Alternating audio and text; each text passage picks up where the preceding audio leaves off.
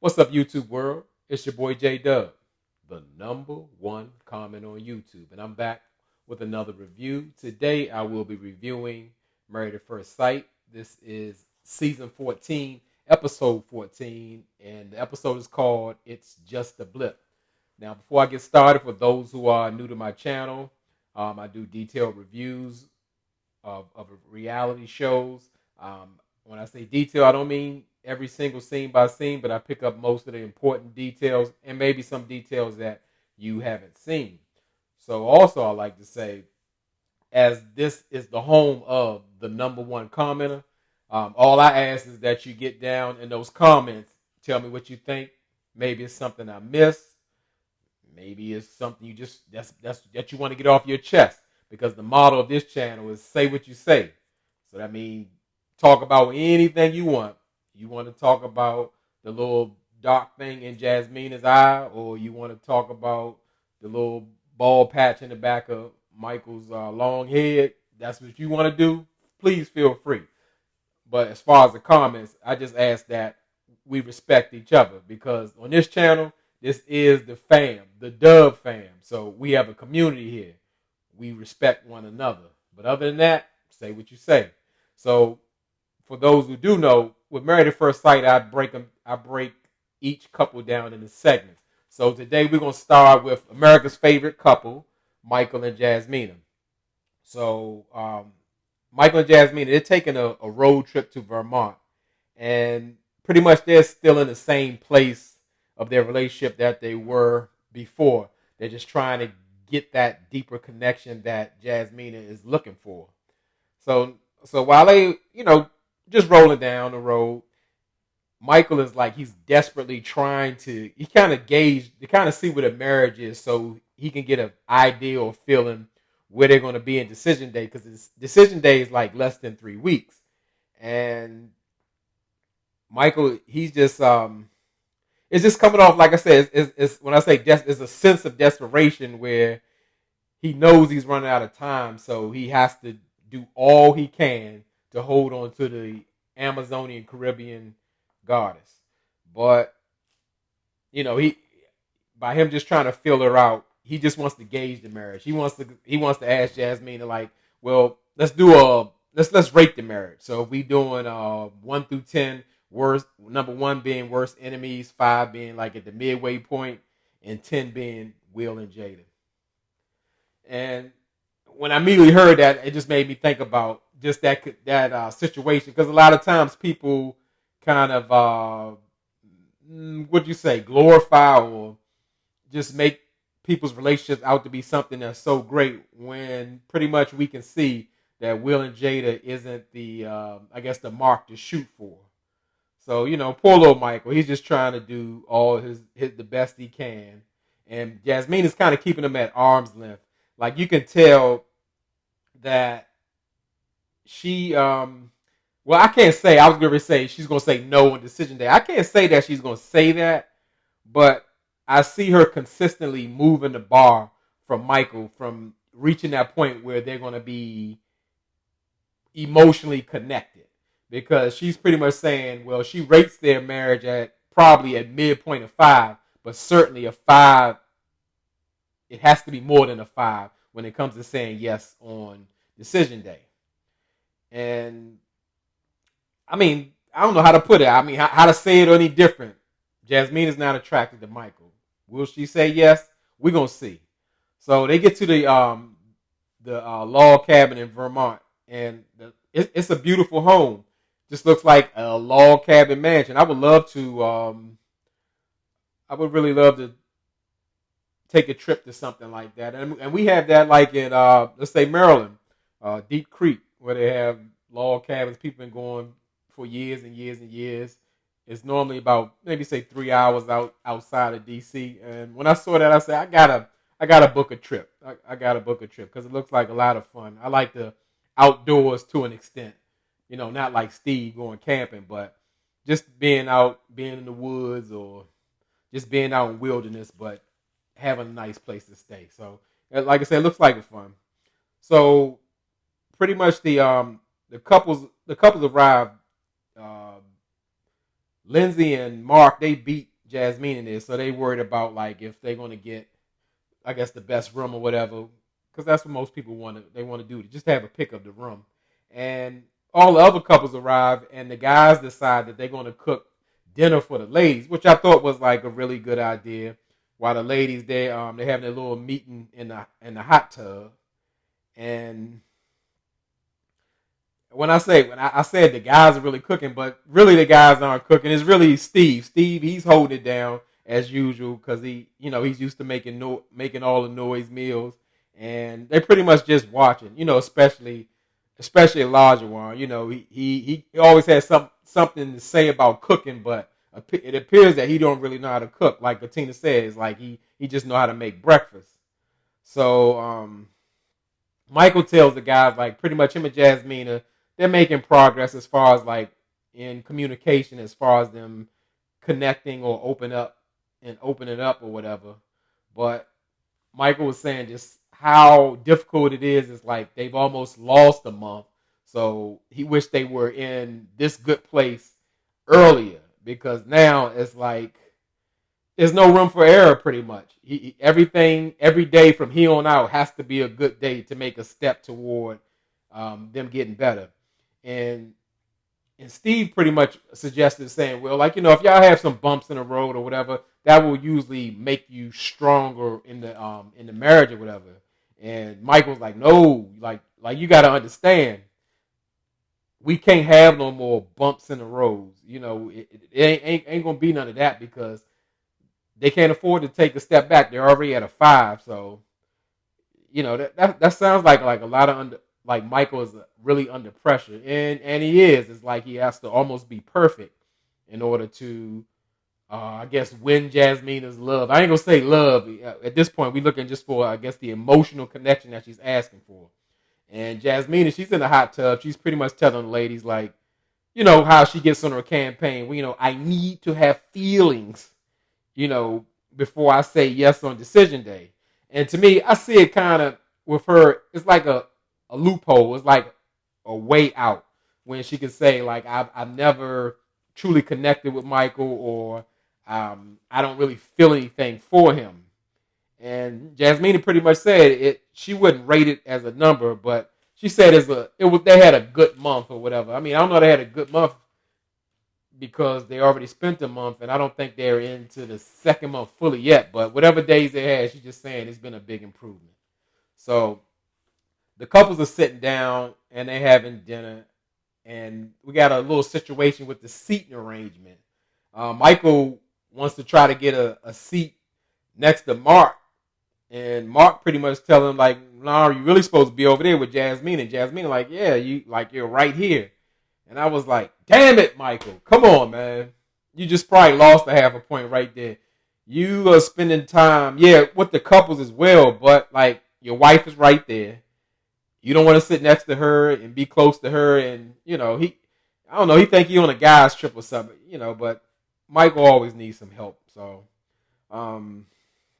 Even Jasmina mentioned it. She was like, well, I understand that, how important your relationship is with Mark. And she was trying to be funny, but yeah, he don't, I think that's one of the issues. Like, he don't really try to get close or connect or get romantic or whatever but I don't think if he did anyway, it wouldn't even matter. So, they pretty much, everybody, all the couples are like catching up after the volleyball game because they haven't really seen each other. And Michael's pretty much saying, well, again, me and Jasmine have been working together on communication and having more vulnerable times or more opening up. So he really believes that they're making progress. And he looks over at Jasmina, and she hit him with a low, deep voice. She was like, no, I don't think that. And Mike like, what? Like, I thought Mike was about to snap. He was about to flip out on Jasmina. But she was like, yeah, I'm joking. Yeah, we've been communicating. We've been connecting. Everybody was laughing because even a large one said, man, I was messed up. Y'all, I thought y'all was having a beautiful moment. And she said, no. So, all the happy couple, Michael and Jasmine, they wake up. And you can see that look, that familiar look on Michael's face. That look of anxiety. He's stressed out. And I'm like, What's wrong with Michael now? What is he worried about now? He being perfect for Jasmina, or did he put enough oil in his car? I don't know, but he's really nervous about production has set up like a little seance for Michael, so he should be worried.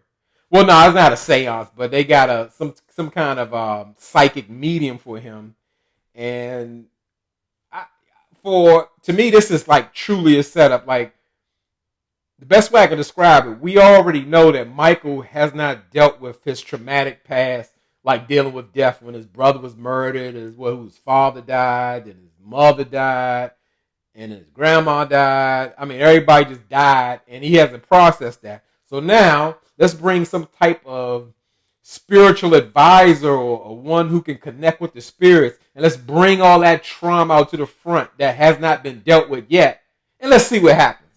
So yeah, it sounded like a setup. And what I was really surprised with Jasmina was like she was really concerned about Michael and saying like, well, I know that your goal is to open up to me, but you don't have to go to these lengths. And I totally agree. Like I said, I believe in that. It's a different spiritual world going on, and there are people who can connect like that. But I don't think this is the move. So I can really see how he's nervous. And I did, like I said again, I did like Jasmine how she kind of got in there. It's like, hey, if you don't feel like you're ready to do this, don't do it. Don't, because it ain't for me. And I just, like I said, I thought that was great advice. So Michael and Jasmine, they sit down with the psychic medium, and the medium right off the break tells Michael needs a lot of healing. And the psychic pretty much seems to be on point for a minute about like different things that happened in his life, as far as like the age when like his brother was killed, or that his father, who he really didn't know that well, but died of prostate cancer. And I'm thinking like she could be on to something, or this could be research that productions gave her, or she could have looked it up somehow. So I can't really say was it real or hitting hard, but Michael was convinced that like, wow, like this is something, and so was Jasmina. So I can't say, but then they really just got the psychic medium got to forecasting about the future, and she started going all over the place, talking about like they're gonna live someplace where it's very sunny. She sees some boys hanging around. Like first she said like, does he have a lot of brothers? But she's like, I got sisters, but we got triplets running in my family. And then Jasmina was saying like, well, I always wanted twins, so this may be on to something. So I think they kind of started to believe. I'm not convinced, but if they believe, and Michael didn't run out the room screaming and crying, I say it's a win. So Michael and Jasmina, they're hosting field day, and they have matching shirts on. The boss, Michael, has that on, and the real boss, Jasmina. I noticed like throughout the day, a lot of people had like theme shirts on, such as Lajuan, Mark the Shark, all of that. So I don't believe everybody just went and bought all different, aligning shirts or whatever just to go on the trip. But okay. So, the happy couple they seem pretty closer. You can tell like the body language is different, and they're joking a lot more, and they don't, they seem like they have some type of connection going. They don't look like two strangers or two associates or what have you. So they playing different field games, and it looks like a whole lot of fun. They're doing little flip cups, and they playing dodgeball and all that. The only thing I saw that made me feel some type of way how high the grass was. It was like making me itch. I was like, people rolling around in the grass. I'm thinking like y'all knew they was gonna be out in the field. Y'all couldn't cut that grass or something. There's little things I noticed. So y'all know how I am. So I'm hoping after all that grass diving and rolling that they're gonna take a bath, because Married at First Sight known for just hopping right in the bed after a trip to the airport or been out all day. They hop right in the bed, because to me they almost wear like clothes that you would wear outside. I don't know if it's because they didn't want to get get into things too skimpy because they're on camera. But yeah, it's something.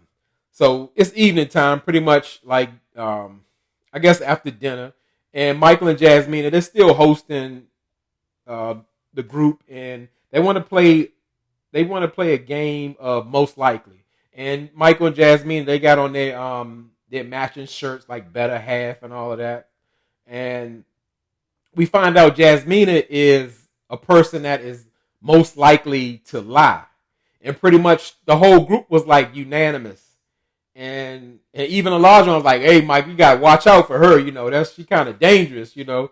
And it was like a joke, but in a sense, that's like kind of how it is, or what Jasmina gives off. She'll tell you that she's got to take Mr. Feeney to daycare, but it's 12 o'clock at night. Instead of saying like, "Hey, Michael, I don't like you. I'm not attracted to you. I'm mad at you. I want my own space."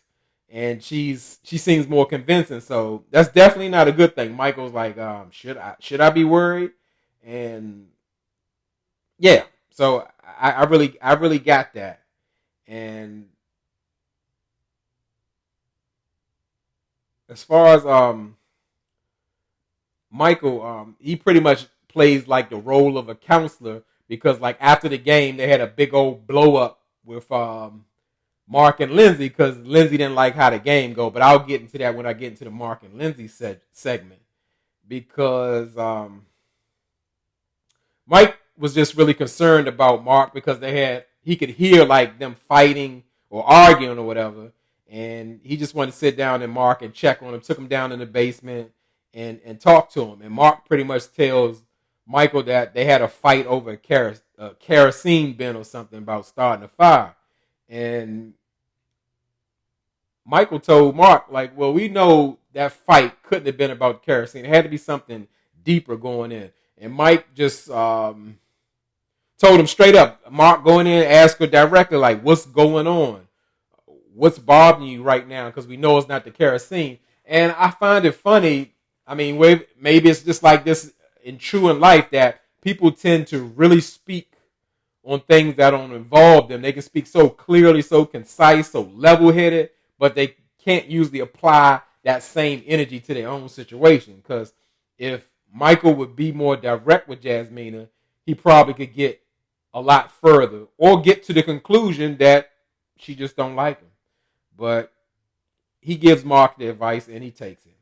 So Jasmina, she's in the morning, she actually makes breakfast for everyone because actually Lindsay was the one who had promised to create some type of Italian breakfast. However, Lindsay had a medical condition. So Michael pretty much told the group that how he really appreciated how Jasmina like really covered him through that process with the psychic and everything, and that just really meant something because that showed him so much that like Jasmina has his back. She really cares for him, and Jasmina got like really emotional behind that because it was true. Because she could have just went with the process like with production and it's like, yeah, go for it. But thankfully, it didn't turn out in such a bad way. And I believe again that like that situation, they're growing closer. So I don't know what that closeness will bring, but they definitely had a positive episode. So that was pretty much it for Jasmine and Michael. We know they episode by episode, day by day. So we'll see if they can further because we can see Jasmina has no problem saying like, I don't feel nothing for you or you don't make me feel no kind of way. So that can't help. I know it can't help. So we'll see on the next episode. So that was pretty much it. Get down in those comments. Tell me what you thought. Something I missed. Something you want to add. And let's do it. So I'll be bringing up part 2. I haven't decided which couple I'm going to do, but stay tuned for part 2 shortly. And as I tell y'all could be anywhere in this YouTube world, but you're here with me. I really appreciate it, and I really mean it.